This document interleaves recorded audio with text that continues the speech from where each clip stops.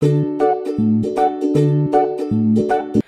semuanya, assalamualaikum. Balik lagi di video reaction saya kali ini guys. Oke, semoga semuanya sehat selalu. Nah, kali ini saya mau tengok video pembahasan tentang ini ya. Semakin mengguncang dunia, kini Indonesia jadi rebutan dua negara adidaya dunia dengan pelbagai gebrakan-gebrakan yang mengejutkan gitu ya dari Indonesia. So, jangan lama-lama lagi, mari sama tengok video ini. Let's go.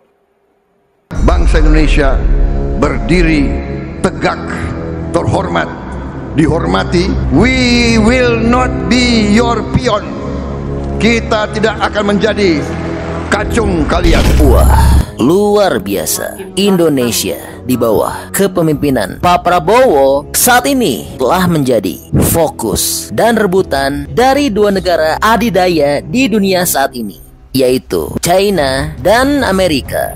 Iya, baik China ataupun Amerika, keduanya tidak rela jika Indonesia lebih condong ke salah satu negara tersebut. Oleh karenanya, baik China dan Amerika saat ini telah mencoba memberikan pengaruh demi mendapatkan dukungan dan hubungan yang lebih baik dengan Indonesia. Iya, hal ini dapat diketahui karena Pak Prabowo saat lagi akan berkunjung ke China dan juga Amerika, karena kedua negara raksasa tersebut telah resmi mengundang Pak Prabowo untuk mengunjungi negaranya. Sebetulnya saya ini mau konsentrasi dalam negeri, tapi salah satu kewajiban pertama harus berangkat ke APEC, ke G20, diundang ke Tiongkok.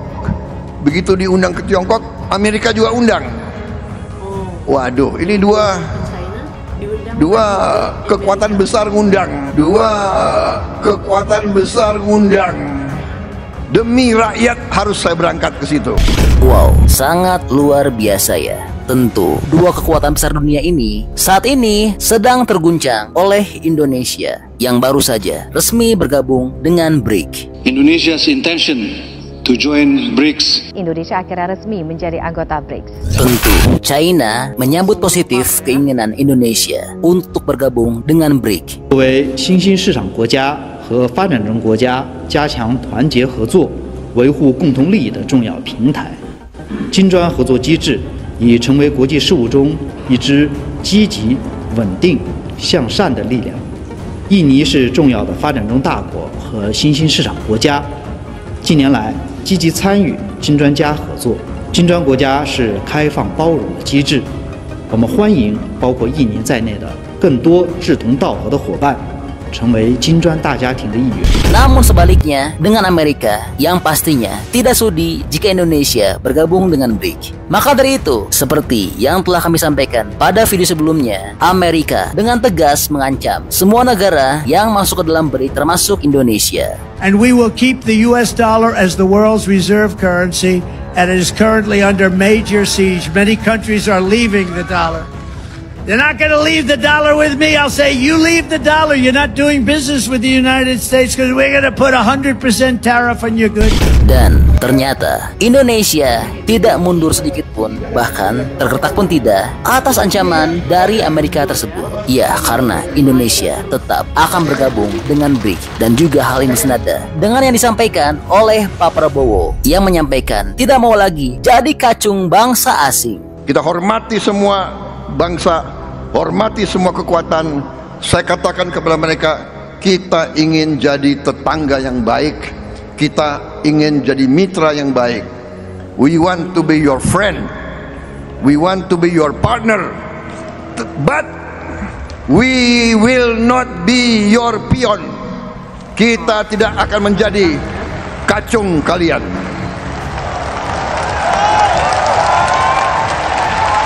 Kita ingin jadi sahabatmu, kita ingin jadi mitramu, kita ingin jadi partnermu. Kita tidak mau jadi kacung kalian.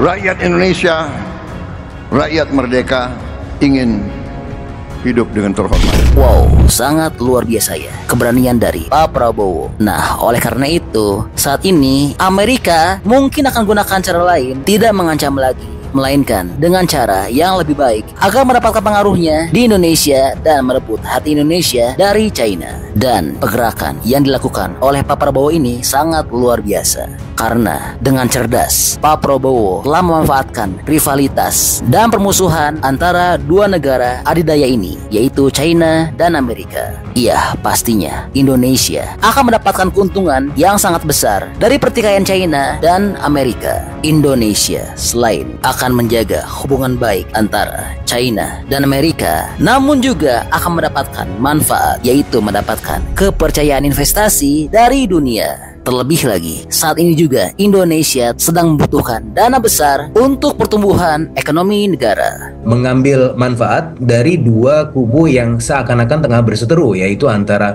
China and the gang, begitu juga dengan Amerika Serikat and the gang yang ingin mendatangkan investasi. Kebutuhan investasi kita ke depan untuk memenuhi target 8% pertumbuhan ekonomi itu 10.000 triliun bisa dipenuhi dari dalam negeri, itu hanya 3.000 triliun. Artinya 7.000 triliun itu kurang lebih berasal dari investasi asing. Selain itu, Indonesia juga dengan cerdas memanfaatkan pertikaian antara geng Cina Rusia dengan Amerika dan Eropa. Karena dengan bergabungnya Indonesia dengan BRICS, Indonesia akan dapat mendapatkan minyak murah dari Rusia. BBM yang harganya kompetitif dari Rusia, kalau kita juga ada di dalam BRICS, kita nggak ada pressure bahwa kita harus mengikuti apa yang diinginkan oleh OECD. Jadi menurut saya ini sesuatu yang baik bagi Indonesia. Dan tidak akan terlalu bergantung lagi pada dolar Amerika.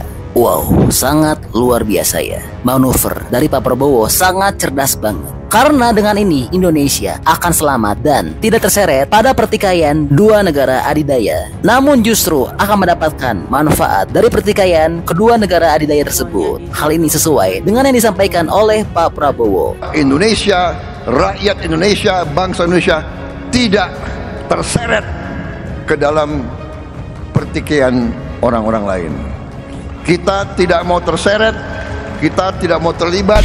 Nah, kalau menurut teman-teman, pendapatnya bagaimana nih? Apakah teman-teman setuju Indonesia tidak condong ke dua negara adidaya tersebut, atau lebih setuju condong ke arah China atau Amerika bahkan Rusia? Bantu dong berikan pendapat dan alasannya di kolom komentar ya. Ya, siapa tahu komentar hebat dan baik dari teman-teman dapat tersampaikan ke pemerintah ya. Namun di sini ada anggapan lain yang menyatakan bahwa meskipun Pak Prabowo telah mengunjungi dua negara tersebut, yaitu China dan Amerika, namun mereka tetap beranggapan bahwa Indonesia lebih condong ke China. Ya, karena alasannya China adalah negara pertama di dunia yang dikunjungi oleh Pak Prabowo selepas pelantikan sebagai Presiden Republik Indonesia, yang dimana hal itu secara politis telah menunjukkan bahwa negara pertama yang dikunjungi oleh Presiden terpilih. Hal itu telah mensiratkan bahwa Indonesia telah memberikan penghormatan, penghargaan yang paling tinggi pada negara pertama yang dikunjungi oleh Presiden terpilih,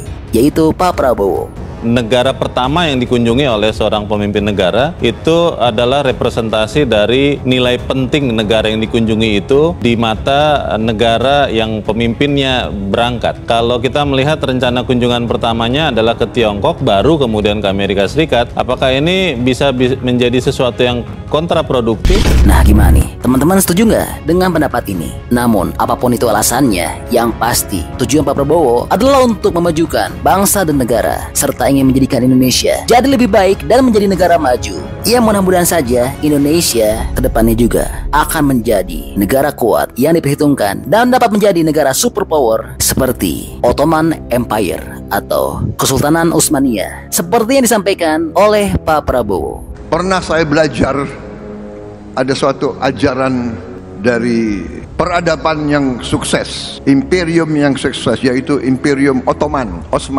Ya, jadi itu info update untuk tanah air. Nah, kalau menurut teman-teman gimana pendapatnya mengenai update ini? Bantu dong berikan pendapatnya di kolom komentar ya.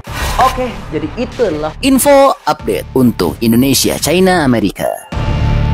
Indonesia semakin diperhitungkan ya di dunia internasional, bahkan juga dapat perhatian, dapat fokus gitu ya daripada dua negara adidaya besar di dunia ini, yaitu China dan juga Amerika ini ya. Apalagi Indonesia sekarang itu memang berkembang pesat gitu kan, dengan segala gebrakannya gitu yang mampu mengejutkan dunia ya. Indonesia sangat-sangat luar biasa ya. So, terima kasih banyak sebab kamu sudah menonton video ini. Jangan lupa macam biasa untuk support channel saya dengan subscribe, like video ini, dan jangan lupa untuk komen juga, oke? Terima kasih banyak dan kita jumpa lagi di video seterusnya. Assalamualaikum.